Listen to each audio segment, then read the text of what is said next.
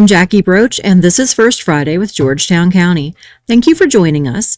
We have a couple of first-time guests today that I am very excited to introduce you to.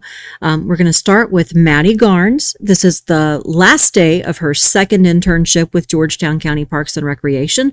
We are hoping to lure her back for a third this fall, so wish us luck with that. And Maddie is going to talk with us about some of the things that she has done with Parks and Recreation this summer, as well as a special event program day we have coming up this month on August 16th. It's going to be National Kids Trails Day. Is that right, Maddie? Yeah. So National Track Trails Day is something that was created by Kids in Parks, which is an organization that partners with Blue Cross Blue Shield.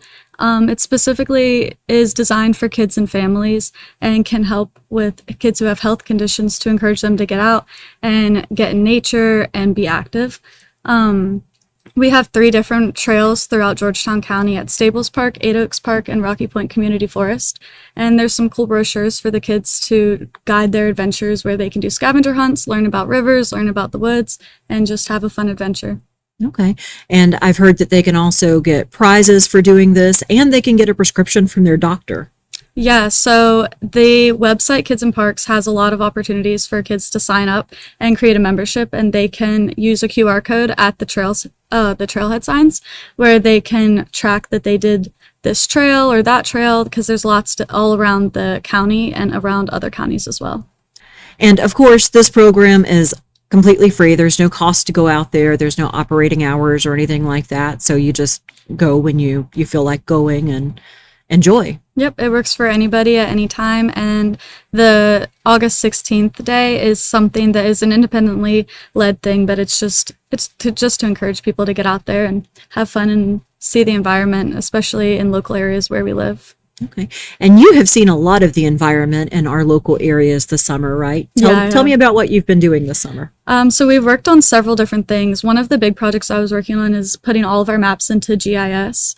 So for all of the different trails, we've worked on mapping them, keeping track of the coordinates, and importing them into GIS so that we can combine them all for the same park. So we have several trails at Rocky Point Community Forest. And so it just helps a lot to have them all on one map, and you can individually edit all of them and use them for lots of different things that way. So that was one big thing I worked on.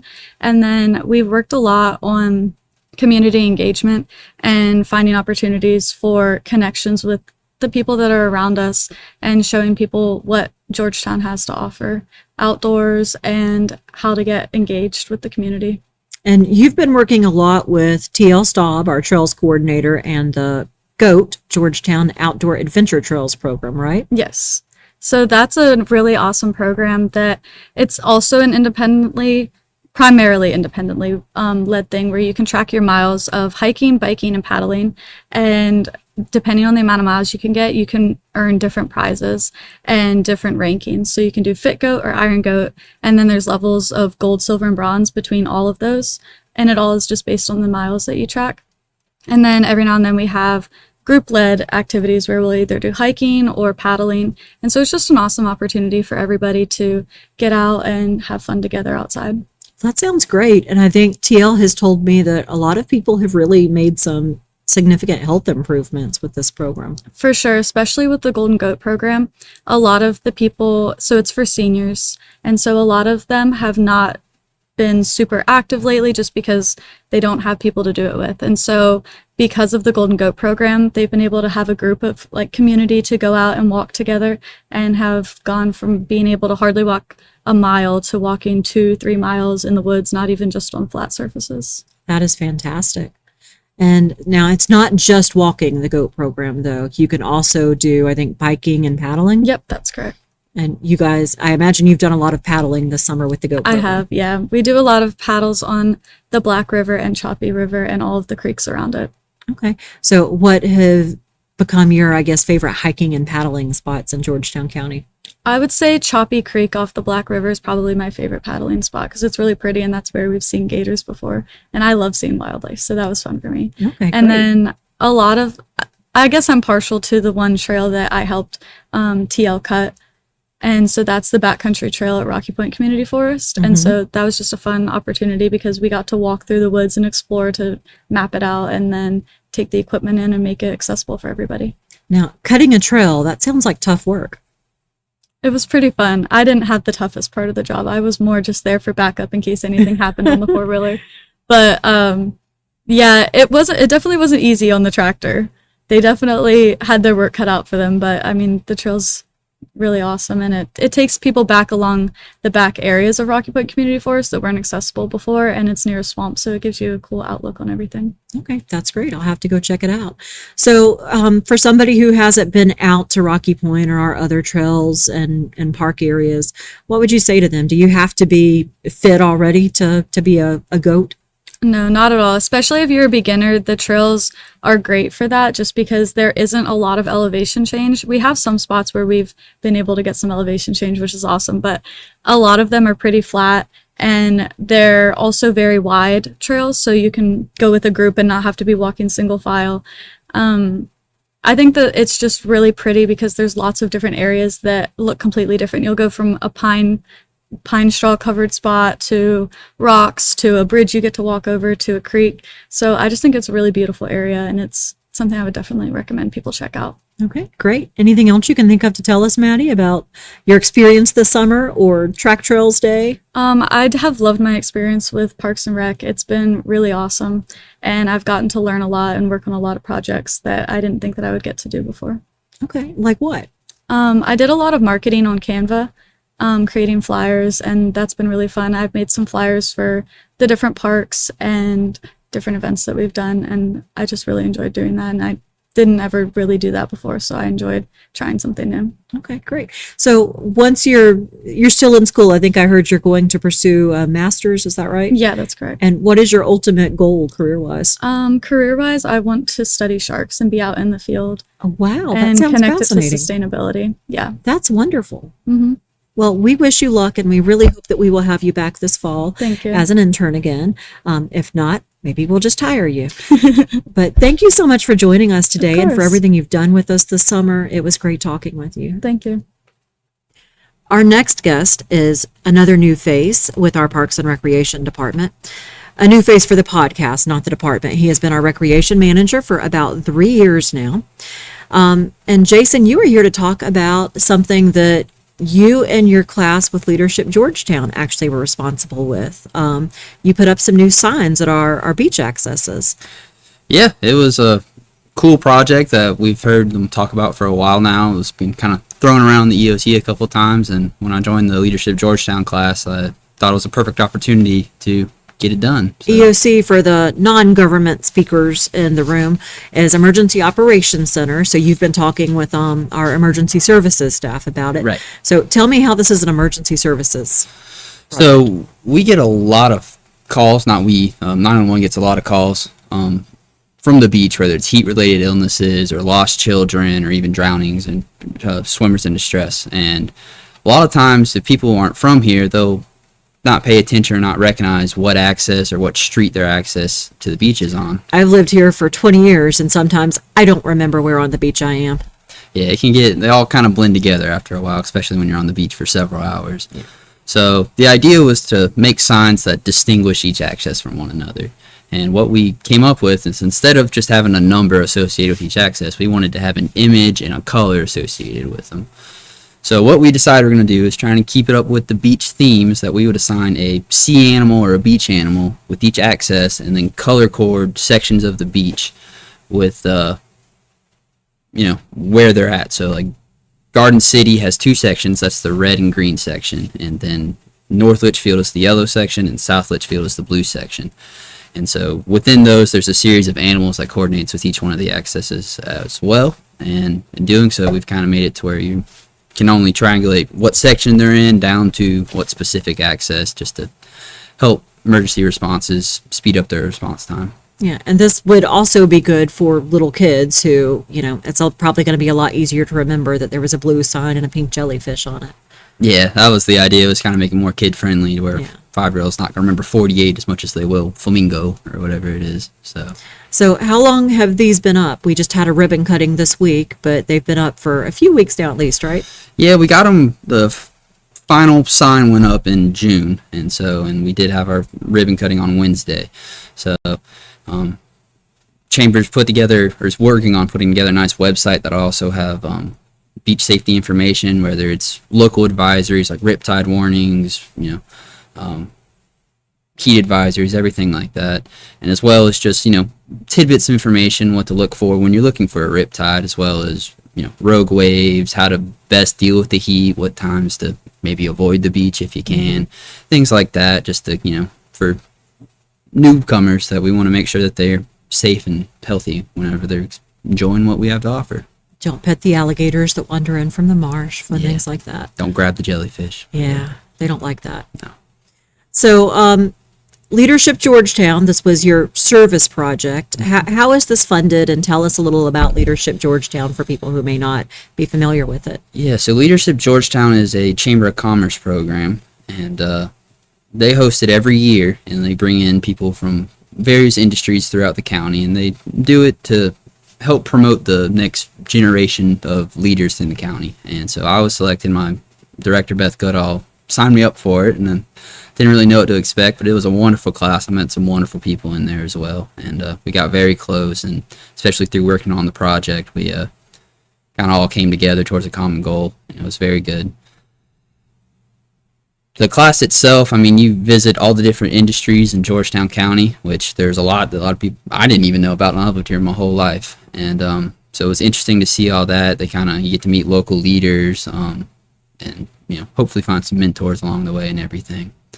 So it's a very good class, and I recommend anyone who's interested to sign up for it, because I learned a lot from it. And but we do have to do a service project associated with the class, and that could be anything that benefits the citizens of Georgetown County. So we want the sign project, but there's been some great ones in the past too, and it's definitely a good program. So with all the conversations in your past about the signs, it seemed like a good opportunity to finally make it happen. How is it funded? So a lot of it was funded from local businesses, various businesses across the board. We had almost a tier system set up in place to where you could be, gold through bronze tier, and pretty much it was anybody who we thought would directly benefit from having this up. We approached them first. So that'd be a lot of the rental companies, a lot of the banks, and a lot of people that are the employers of the people in the class.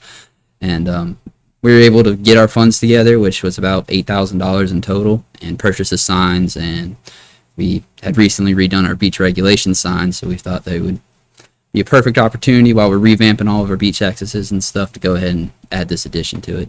Okay, well, that sounds great, and I'm looking forward to getting that beach website up. I think that will be really beneficial when it launches, and we'll, of course, let everybody know where to find it when it's live. So, Jason, what else is new in Parks and Recreation? I know that y'all always have something going on. Yeah, it's always busy. Like Maddie spoke earlier about, was that the goat herd is up and running nonstop now. I mean, we've got the... Oh, and I forgot to ask her, you guys have a new program coming for people who are out in nature with their cameras, right? Yes, that's coming up. We're going to call that Goat Views, and if anybody, while they're out, exploring and adventuring, they can snap a picture of their adventure or something interesting or important to them that they saw on there, and submit it with the hashtag GoatViews, or email it to us directly, and just have a little caption, whether it's what you were doing or some sort of history behind why you chose to select this thing. And every week we will select a winner, and then that person will be recognized on the county pages, and we'll give them a little swag bag or something with goat merch, and that'll hopefully be a good way to broadcast some of the things we can't always put out there, and have people share their experiences with everyone more. So well, there definitely is plenty to take some gorgeous pictures of out there at Rocky Point and various other sites. I mean, the beaches, we have so much gorgeous nature to enjoy in our area. We're so blessed. It's one of our biggest assets. Absolutely. So what else is new at Parks and Recreation? I know there's more. Oh, there is. Fall sports is getting cranked up here too. Football, right? And Yep. cheerleading. Registration will have closed last night, and so we might sneak in a few more today if you call in, ask the right people. Okay. But we're gonna Jason start, is the right people, in case you missed that. which I'm always available as well. But we're gonna start with evaluations next week, and then get rock and rolling with flag football, and then tackle football will start right after that as well, and carry us all the way to Christmas. So it'll be nonstop sports till then. Then we take a break for Christmas and come back with basketball. roll right on through the rest of the school year. So. Well, I know that earlier this week you guys actually had to cancel programs because it has been so hot out here. How are you guys dealing with that? I mean, you have so many employees who have to be out and about during the day in the heat, and then you have the kids, which is obviously a concern when they're out practicing in the heat and stuff. Mm-hmm. So when it comes to staff, we've actually had to adjust our work schedule completely around the heat recently. So we're actually moving all of our maintenance staff and people who are in the field a lot. They've actually adjusted to coming into work insanely early, like 5:30, 6 o'clock, and they're trying to leave before the heat of the day. So they're wrapping up way earlier than they used to. But for the folks that got quite a commute to work, that's a little hard on them. Yeah. But we just want them to be safe, and they are all on board with it. Beats working in the 110-degree weather we're having. But and for sports, I mean, on Monday we had to basically shut down all outdoor operations. The heat index was 116, I heard. Yeah, it was hot, and that's a little past our threshold. Typically, what we'll do is, I mean, if the heat index is anywhere above 104, we got to stop everything, and it didn't get below that till about 8:30, and we didn't want to have little kids out there that late. But we monitor on a day-to-day basis, trying to get as many resources as we can to get an accurate feel for what it's like. We're actually hoping to install weather stations at a lot of our sites to where we can get on-the-ground information instead of just trusting forecasting or. Oh, that'd be great. Yeah.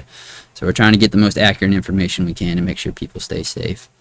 But yeah, with the heat even now, we're delaying all the start times at all of our programs that are outside. So usually we start about 6 o'clock. We're pushing it 6:30, even 7 in some cases. Which I'm sure some people are upset about. It's probably an inconvenience, but it has to be safety first. Yeah, and luckily it's just practice at this point, and hopefully it'll cool down once before we get too deep into the season. Fingers crossed. I hope. But yeah, it's day by day sort of situation, but we got to make sure they're safe, and fortunately there might be some relief this weekend, but it's probably going to shoot back up next week. So, oh, how long until fall? Too long. Well, Jason, thank you so much for joining us, and thank you for everything that you and your team over at Parks and Recreation do for us. Yes, ma'am, no problem at all. So, continuing our conversation on beach signs and the incredible heat that we have experienced earlier this week, we're going to talk with Brandon Ellis, our Emergency Services Director. And Brandon, you are the expert on all things emergency services. So talk with us some about rip current safety, beach safety, I guess water safety in general, and other things that people need to know for this summer as they're, enjoying time outdoors. Yeah, thanks, Jackie. Obviously, we've had a couple of unfortunate events on the beach this season. Rip currents are a big problem along the coast throughout the year. We issue advisories via our social media accounts and different mechanisms when we receive those from the National Weather Service. But a lot of folks just don't understand what to do if they get caught in a rip current, how to escape that, and how they can best manage that situation. Really, the main goal is to not panic. Obviously, if you find yourself caught in a rip current. Easier said than done, but it is, hopefully if you know what to do, that helps with the panic a little bit. It is. It's a lot easier said than done. I think Jason previously mentioned our new beach access signs. On those signs, there's a QR code that has a link to the beach safety website from the National Weather Service. It'll give you the most current information for the beach forecast for that day for our area, as well as tips and tricks on, how you can stay safe on the beach. Obviously, staying calm and not panicking if you find yourself in one of those situations is key. Then you want to swim parallel to the ocean, not fighting the rip. Don't try to swim back to shore. You want to swim parallel to the ocean and swim yourself out of that rip. Once you're out of it, you'll feel that you're not being tugged out anymore. Then you can safely navigate your way back into shore. If you're unable to do that, call for help. Try to stay afloat. Try to float on your back if you can. And call for help on shore, get the attention of some bystanders who can hopefully provide assistance, and also call 911. If you see someone struggling in the ocean, please don't hesitate to call 911 immediately. Those seconds do count. That was going to be my next question because, it's great to know what to do if you're the person in the water who's in trouble. But if you are on the beach, I mean, we see a lot of people who end up in trouble because they're actually trying to provide aid for other people. Right. And that unfortunately, is in the case last month, that gentleman died trying to save somebody else. So what do you recommend somebody do if they see somebody who is struggling, who needs help? Like I said, first and foremost, call 911. Our first responders along our coastal communities, they have the equipment, they have the resources, they have the training to provide beach rescue.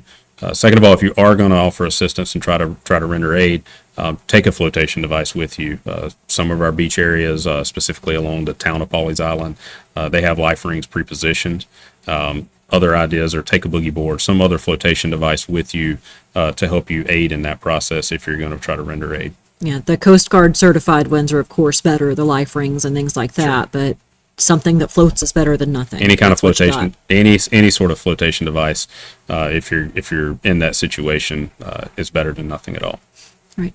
So what are some other safety tips you have for the summer season? We've had some extremely warm temperatures this week. I just told Jason, I think we were up to a heat index of 116 earlier this week. It was extremely hot. We had extreme heat warnings in place, which is very, very rare. We've had some areas of safe haven that were available during those times. Our parks and recreation facilities are obviously open and a cool place to go. Also, taking a chill at one of our libraries is another good option. They have tons of books you can check out and read, technology, access to computers and air conditioning. So they're great places to stop as well. But if you're going to be out in the heat, we just encourage folks to, limit your exposure outside if at all possible. Find a shaded place, take frequent breaks, stay hydrated. Drinking water and electrolytes, try to avoid sugary sodas and soft drinks and alcohol and things of that nature that'll dehydrate you even more. Wear loose-fitting, light-colored clothing. Like I said, just limit your time outdoors in this extreme heat. We know some folks have to be out there for work and things of that nature, but if you can avoid it, we encourage that. We've ran record number of heat exposure incidents over the past few days. Folks miscalculating their ability to withstand this brutal heat. Yeah, I did some of that myself over the weekend, and I will say that my husband got me one of those hydration backpacks, and I didn't think I would like it just because it's more stuff to carry, but it is extraordinarily useful if you're going to be out for a long time in the heat like that. So that's another good option. And of course, sunscreen. What else can you? Yeah, sunscreen is key. We're the UV index has been 10 plus, so it's been extremely high. Like I said, shade, if you're going to be on the beach, Georgetown County does not have any limitations to tents or other shading devices on the beaches. So, take a tent, take an umbrella, some way that you can have some shade. Portable fans are another option. Really limit your exposure during the heat of the day. We would encourage, if you're going to take advantage of the outdoor activities, do so early in the morning, late in the evening, when it tends to be somewhat cooler. With the humidity, it's just been unbearable. It's really been weather you can wear outside. You can walk outside. It really takes your breath this week. I told somebody today I walked outside and immediately felt like one of those crabs in a pot just being boiled to death. Yep. But do you have any estimates on numbers of heat-related calls that you guys ran in the last week or so? Not offhand. I do know there was one day where we ran back to back heat exposures on the beach up in the Pawleys Island, Litchfield area. I think we were up to close to a dozen calls for service one day that were just heat-related incidents. So, that's a large increase from our normal exposure calls. So, we did see an uptick with the elevated temperatures, but relief is in sight. The forecast, hopefully some cooler temperatures are on the horizon for the weekend and early next week. So. Hopefully. We do still have about 55 or so days left until fall, though, so I'm sure we'll have some more hot ones before it's over for the season. Yeah, I'm sure we will as well. It's also important to remember that we are approaching the peak of hurricane season as well. Don't write the season off so far. It's we don't say the Q word, but there's been a lull. So we hope for the best, but still, just remain cognizant that hurricane season is here. The meteorological peak is on September the 10th, and we want everyone to be prepared. Well, we haven't gotten up to the H's yet, have we? No, and those are always the ones that I worry the most about. We've had some horrific H storms, most recently with Helene and Hugo and Hazel are most notable in South Carolina. So we always kind of cringe a little as we approach the H storms, but it's really important to prepare, all season long. Have a plan, build a kit, and know your hurricane evacuation zone, and you'll be good to go. Okay. Sounds good. Anything else you can think of to talk to us about, Brandon? I think we're good. Just take care of yourselves, take care of your family, take care of your pets, and hopefully we will get some relief from the summer heat soon. All right. Thanks, Brandon. And you take care of yourself and your guys at the fire station who are busy taking care of everybody else. We will do. Thank you. Thank you for joining us. That's it for this month's episode of First Friday with Georgetown County. Thank you for listening. As always, I'd like to end with some events happening in the next few weeks. The Waccamaw Library will host a blood drive on Tuesday, August 5th from 1 to 5 p.m. The library will also host a free bingo program on August 12th at 10 a.m. All supplies and snacks are provided, and there will be prizes given away. Space is limited, so sign up by calling 843-545-3623. There's always a ton of stuff happening in our libraries, so check out our calendar at gtcounty.org and the library's Facebook page for additional events. The Planning Commission will meet August 21st at 5:30 p.m. in the historic courthouse on Screven Street. County Council will meet in that same location on August 26th at 5:30 p.m.